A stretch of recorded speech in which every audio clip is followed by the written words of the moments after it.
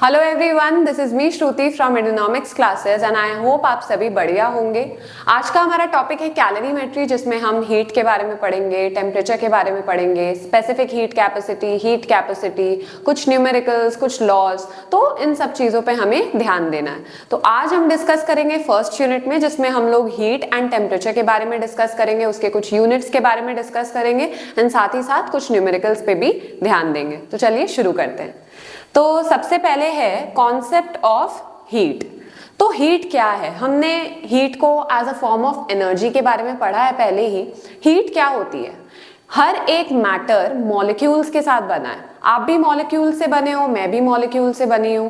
In short, her matter का जो भी फॉर्म है वो क्या मॉलिक्यूल्स के साथ बना है। अब ये मॉलिक्यूल्स हमेशा एक रैंडम स्टेट ऑफ मोशन में होते हैं। तो जब भी ये मॉलिक्यूल्स मूव करते हैं तो इनमें काइनेटिक एनर्जी होती है और ये लोग आपस में एक दूसरे को अट्रैक्ट करते हैं, जिसके वजह से इनमें पोटेंशियल एनर्जी भी होती है। तो किसी भी मतलब मॉलिक्यूल्स के बीच में जब भी किसी भी बॉडी है उसमें मॉलिक्यूल्स है, अब उन मॉलिक्यूल्स के बीच में जब भी काइनेटिक एनर्जी है, पोटेंशियल एनर्जी है, तो दोनों का सम ही क्या हो जाता है? हमारा इंटरनल एनर्जी। तो हीट क्या है? इंटरनल एनर्जी है, यानी कि पोटेंशियल एनर्जी और काइनेटिक एनर्जी का सम ये क्या है? हीट एनर्जी है। ठीक है, तो हीट क्या है? Heat is the internal energy of molecules constituting the body and it flows from a hot body to a cold body when they are kept in contact. तो हीट किसी भी body में जितने भी मॉलिक्यूल्स होते हैं उनमें काइनेटिक एनर्जी होती है, पोटेंशियल एनर्जी होती है। तो दोनों को जब हम लोग मिला देते हैं तो उसे हम लोग कहते हैं हीट एनर्जी, यानी कि उस बॉडी की इंटरनल एनर्जी। अब हीट हमेशा एक हॉट बॉडी से कोल्ड बॉडी की तरफ ट्रांसफर होती है। ठीक है, फॉर एग्जाम्पल अगर आप एक हॉट ऑब्जेक्ट और एक कोल्ड ऑब्जेक्ट को साथ में रख दोगे, दोनों कॉन्टैक्ट में होने चाहिए, तब थोड़ी देर बाद आपको क्या मिलेगा कि जो कोल्ड ऑब्जेक्ट है वो भी अब गर्म हो गया है और जो बहुत ज्यादा हॉट ऑब्जेक्ट था वो अब स्लाइटली कम गर्म हो गया है। तो ये तब तक होता है, ये जो हीट का ट्रांसफर है ये तब तक होता है जब तक दोनों बॉडीज का जो टेम्परेचर है, तापमान है, वो बराबर नहीं हो जाता। ठीक है, तो heat is the internal energy of molecules constituting the body. It flows from a hot body to a cold body when they are kept in contact. दोनों का कांटेक्ट में होना जरूरी है। अब नेक्स्ट है हीट के कुछ यूनिट्स। कैलोरीमेट्री क्या है? कैलोरीमेट्री के बारे में ही तो हम लोग आज पढ़ रहे हैं। Calorimetry is the study of heat, heat के बारे में पढ़ाई। ठीक है, is the study of heat and it's units. इसी को हम लोग क्या बोलते हैं? कैलोरीमेट्री बोलते हैं। The measurement of the quantity of heat is called calorimetry. फिर आता है units of heat. Units of heat में ऐसा यूनिट आपको पता होना चाहिए कि ये क्या होगा? जूल होगा। ठीक है, ये जूल है एंड इसका सिंबल है जे। और भी हीट के यूनिट्स होते हैं जिसको जैसे कैलोरी है ये। It is defined as the following: 1 calorie is the quantity of heat energy required to raise the temperature of 1 gram of water through 1 degree Celsius. तो 1 कैलोरी क्या है? 1 calorie is the amount of heat energy, कि कितनी heat energy, कितनी गर्मी required है, कितनी गर्मी आपको चाहिए 1 ग्राम वाटर का टेम्परेचर 1 डिग्री सेल्सियस से बढ़ाने के लिए। वापस से 1 कैलोरी क्या है? 1 calorie heat energy is the amount of heat energy जो आपको लगेगी क्या करने के लिए? 1 ग्राम ऑफ वाटर का टेम्परेचर 1 डिग्री सेल्सियस से बढ़ाने के लिए। उसी अमाउंट ऑफ हीट एनर्जी को हम लोग बोलते हैं 1 कैलोरी। क्लियर? नेक्स्ट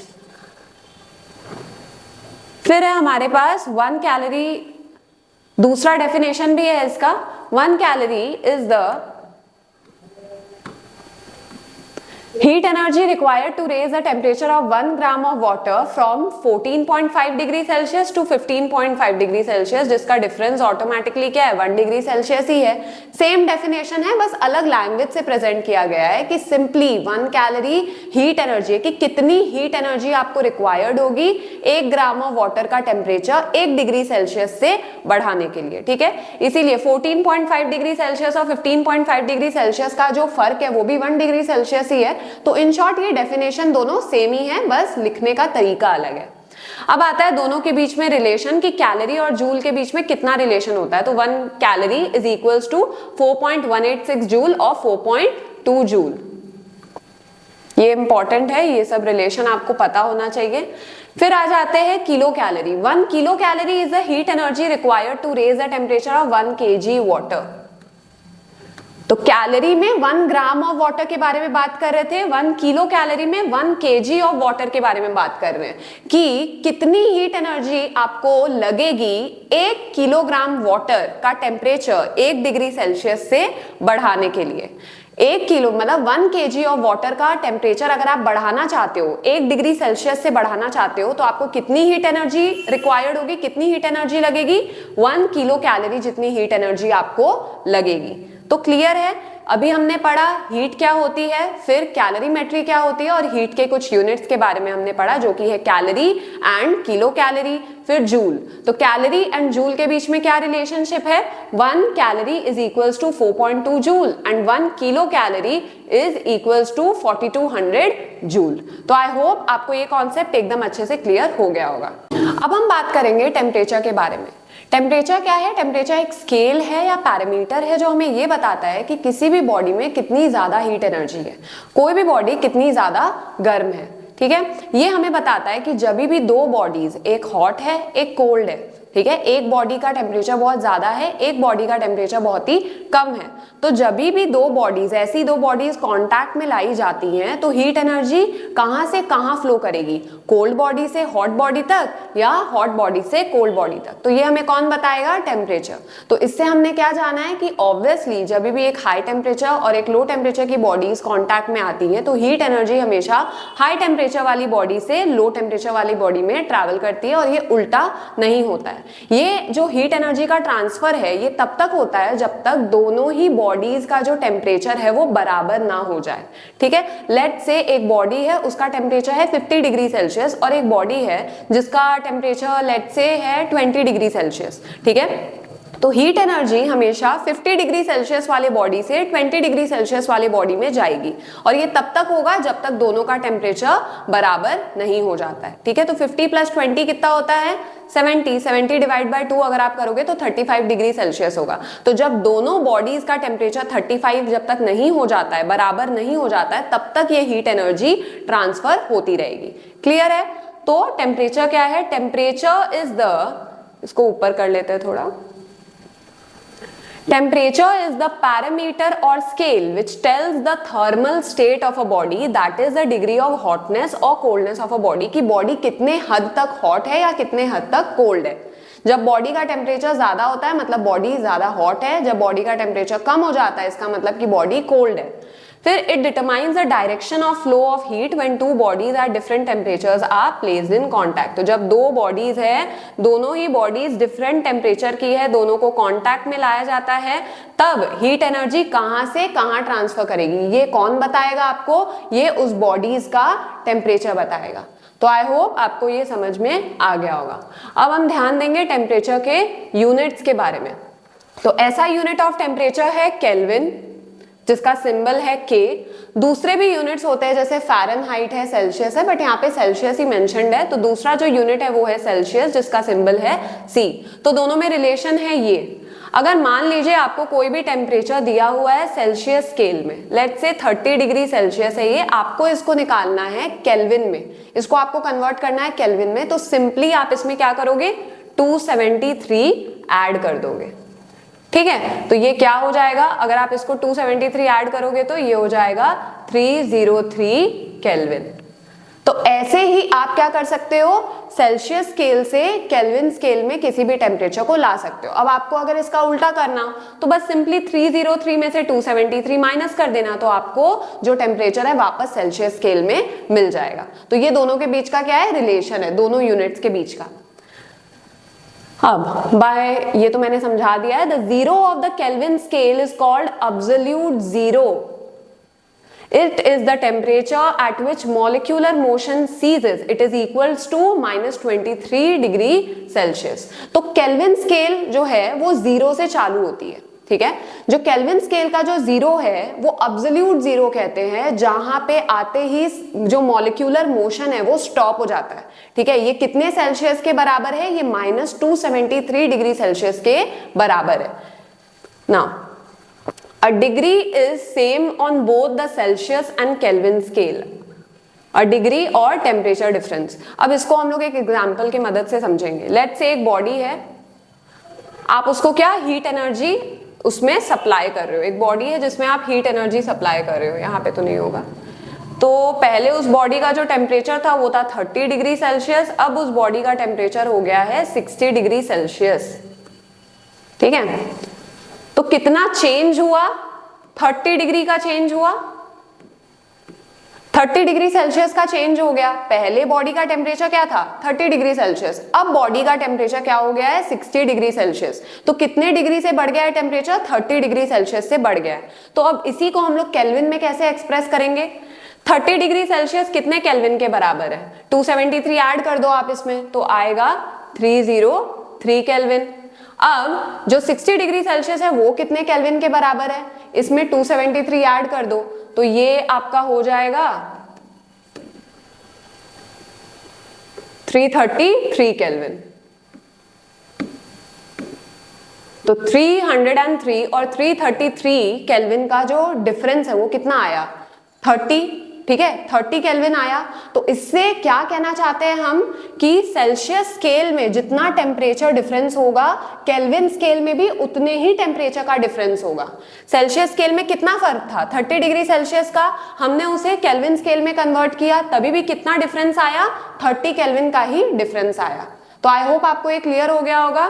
तो यही हम इससे कहना चाहते हैं कि change in degree Celsius is equals to the change in kelvin.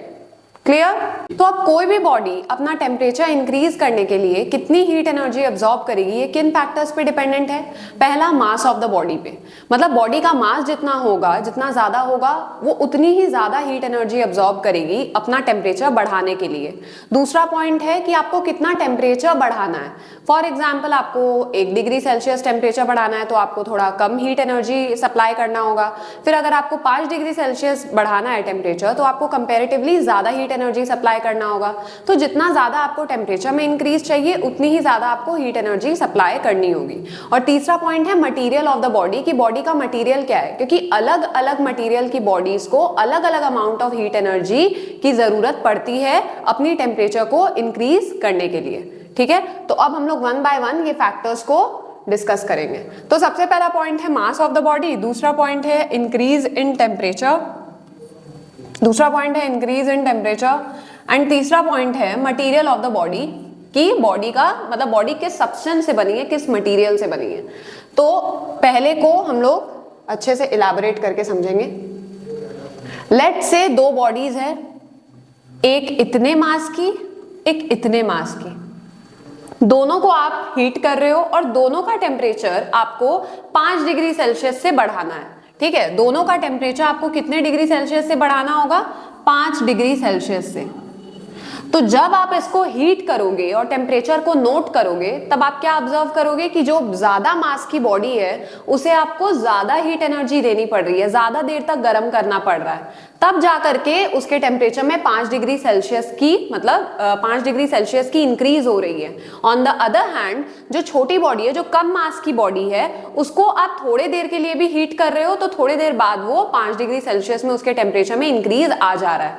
तो इससे हम क्या ऑब्जर्व करते हैं कि जितना ज्यादा मास, आपको बॉडी को उतने ही ज्यादा देर तक हीट एनर्जी सप्लाई करनी होगी, तब जाके बॉडी अपना टेम्परेचर को इंक्रीज करेगी। ऑन द अदर हैंड, जो कम मास की बॉडी होगी वो थोड़ी हीट एनर्जी ले करके भी, अब्सॉर्ब करके भी 5 डिग्री सेल्सियस का टेम्परेचर बढ़ा देगी। ठीक है, तो सेकंड पॉइंट हमारा क्या है? सेकंड पॉइंट है कि आपको कितना टेम्परेचर इंक्रीज कराना है। लेट्स से एक बॉडी है, दोनों बॉडी इक्वल मास है। ठीक है, दोनों बॉडी इक्वल मास है। एक का जो टेम्परेचर आपको बढ़ाना है, लेट्स से ये जो बॉडी है ये 30 डिग्री सेल्सियस है, ये भी बॉडी 30 डिग्री सेल्सियस है। इसका जो टेम्परेचर है ये क्या है? 30 डिग्री सेल्सियस है। तो एक बॉडी ए का जो टेम्परेचर है वो आपको बढ़ा करके 50 डिग्री करना है। ठीक है, और बॉडी बी का जो टेम्परेचर है वो आपको बढ़ा करके 40 डिग्री करना है। तो आप कितनी ज्यादा, मतलब किस बॉडी को आप ज्यादा हीट एनर्जी सप्लाई करोगे? ऑब्वियसली बॉडी ए को, क्योंकि आपको इसका टेम्परेचर ज्यादा इंक्रीज करना है, तो जितना ज्यादा आपको टेम्परेचर इंक्रीज करना होगा आपको बॉडी में उतनी ही हीट एनर्जी प्रोवाइड करनी होगी, ठीक है। और बॉडी बी में आप इसके मुकाबले बॉडी बी में कम हीट एनर्जी सप्लाई करोगे, तब जाकर के इस बॉडी का जो टेम्परेचर है वो 30 डिग्री सेल्सियस से 40 डिग्री सेल्सियस हो जाएगा। अब थर्ड पॉइंट है मटीरियल। ये हम कॉपर और वाटर की मदद से समझेंगे। ये जो है object of same mass but made from different substances absorb different amount of heat energy. ये हमने पहले ही पढ़ लिया था कि अलग अलग सब्सटेंसेस से बनी बॉडीज अलग अलग amount of heat energy absorb करती है, भले ही उन्हें टेम्परेचर सेम ही बढ़ाना होता है, ठीक है। तो इसको आप एक एग्जाम्पल की मदद से समझोगे। For example, if equal mass of water and copper are heated through 1 degree Celsius, the amount of heat absorbed by water is 10 times the amount of heat energy absorbed by copper. इसी को हम लोग specific heat capacity बोलते हैं। तो late से ये है, एक सेकेंड रुकिए, ये है वाटर,